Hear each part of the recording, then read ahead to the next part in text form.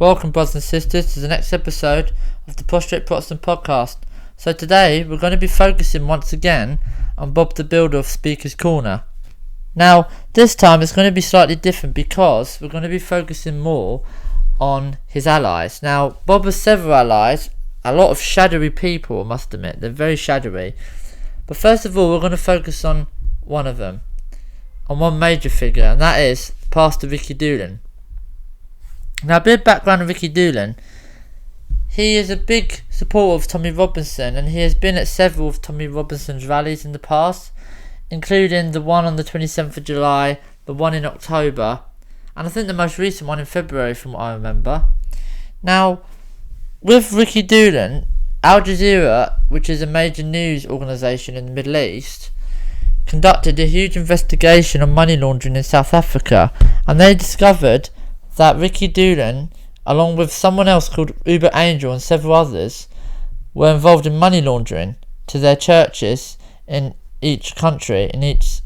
So basically, Ricky Doolan is friends with this guy called Uber Angel, who calls himself a prophet, who has 2 national identification cards and runs a church based in North London called, you guessed it folks, the Spirit Assembly Church Millionaire Branch. Even their own church has a wealth connotation to it. It's unbelievable, brothers and sisters. Now, Bob is good friends with this guy because they're on the same page when it comes to what they aim to deliver. Ricky Doolan identifies as a Pentecostal, which obviously he is not Christian. Obviously is not Christian, truly Christian. So, he also believes in the prosperity gospel, which is another gospel by definition. And he is someone to really watch out for, because a friend of mine tried to expose this last year and Bob was shying away from the question. Brothers and sisters, you can watch all of this on YouTube. There are videos where my friend does confront Bob and Jono and Amy several times on this issue. Now, the next ally we're going to focus on is Jack of Turning Point UK. Now, Jack is a very shadowy individual. I don't know much about him, but to me he comes across as very secretive and very slippery. Now, he runs the Turning Point UK group, which is a group aimed at eliminating wokeness in schools. Now, Jack doesn't identify as a Catholic, unlike most of the people that Bob associates himself with. I mean, Ricky Doolan, as I say, brothers and sisters, just remember this is a disclaimer. All religions, apart from true Christianity, which is rooted in Protestantism, as we've seen through my history of the church, are not Christian, they're satanic. They're worshipping Satan, that's the one god they're worshipping. So they're all the same, basically. Now, with Jack, he claims that he isn't a Christian, like he's not a Catholic, but he is surrounding himself with Catholics. Many of them, including Bob, including Nick Tenconi. He's also co-lead of Disciples of Christ, or DOS as I like to call them, which means Disciples of Satan. The way they carried on, especially on Sunday, demonstrated that. On Wednesday, I mean. Now, with Jack, all I know about him and all the public knows is that he has a background in the military. He has enlisted in the military before, so he has some knowledge of, how the army works. But clearly he's on the same agenda as Bob, as he is friends with Bob, and I've seen him at many Disciples of Christ, Disciples of Satan events across London. The next person we're going to focus on, who's not as well known as the previous two I've just mentioned, is Noah. Now, Noah goes to Speaker's Corner quite frequently, and he appears very quiet and very taciturn when approaching him. Now, he actually told me a few weeks ago that Bob does receive a salary as a full-time layman, whatever that means.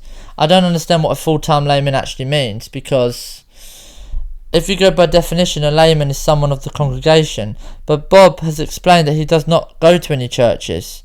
From what we know, he doesn't go to any churches. He may speak at churches. It doesn't mean he's part of a layman of this particular church. So clearly he does receive a salary. This is what we have all been trying to discover regarding Bob. And he explained that to me a few weeks ago. Now, Noah knows Bob very well. He's very close with him. But Noah, again, is on the theocracy, ecumenism, Catholic pagan agenda in creating a theocracy in this country. He was wearing military-style uniform clothing on Wednesday, which shocked me to my core. It just shows you that they're becoming more and more blatant with their disregard for what this country stood on, freedom, and they want to oppress people. That's what they desire, and you can see it. Now the next person we're going to focus on, the last person that I know from Bob that's allied himself with, is Nick Tenconi. He's a very dastardly pagan papist who cannot handle opposition to his agenda and clamps down on it and tries to act very aggressive and very unchristian when anyone attempts to oppose him. Now this guy is certainly a papist. He prays in Latin. He acts arrogant and boastful, all hallmarks of a Catholic. As I said, Catholics are like prostitutes in a red light district. They're all for show. And Tenconi is no different. He's actually one of the most pompous Catholics I've ever met. And I've known a few Catholics, let me tell you, brothers and sisters. Now, Tenconi is obviously a very dodgy individual. He's deputy leader of UKIP. He's friends with Bob, because I remember the first Disciples of Christ event I attended, they had in attendance Bob and Nick Tenconi. Though I haven't seen Bob on the more recent DOTS events. So what we know about Nick Tenconi is that he's deputy leader of UKIP. He aims to become Prime Minister, which is an extremely frightening thought, bearing in mind that he wants to establish a Catholic pagan papist theocracy, a dictatorship in other words, and that will be no different from a caliphate, brothers and sisters. You know, theocracies are not Christian by nature. Jesus does not want to rule and force us to live under his leadership. You know, brothers and sisters, Jesus is someone who is the most humblest person and who does not desire killing anyone. He doesn't desire war. All he desires is peace. And that's who we're supposed to imitate. Yet, when I look at Tenconi's actions, he does not embellish that. He does not imitate Christ. He does not emulate Christ's actions. He acts like Satan, the way he carries on. He acts like a demon. So, there you go, brothers and sisters. Bob clearly surrounds himself with people allied with Catholicism, Orthodoxy, Pentecostalism, all of these satanic ideologies. Another person who is very well known at Speaker's Corner is the two young Bobs. Now, the reason they're called young Bobs is because they emulate the same style as Bob, the builder of Speaker's Corner. And they're actually so much like him in that sense, but yet again, they are from a Catholic Orthodox background. They're one and the same. Catholicism and Orthodoxy are two sides of the same coin, quite frankly.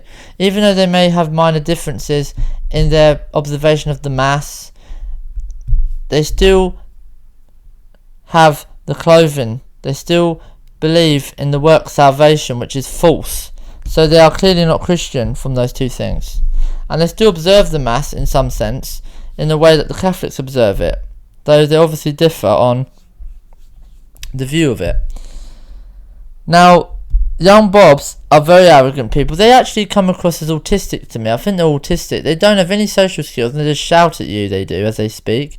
They don't have any social skills. They don't exhibit Christian qualities of humility and kindness at all.